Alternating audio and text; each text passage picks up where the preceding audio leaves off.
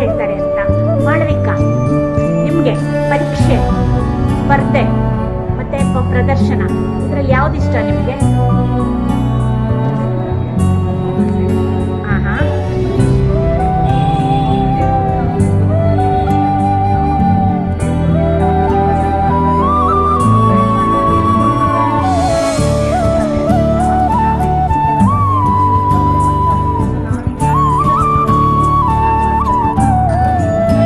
ಪರೀಕ್ಷೆನಲ್ಲಿ ಅಂತ ಹೇಳ್ತೀರಾ? ಸ್ಪರ್ಧೆ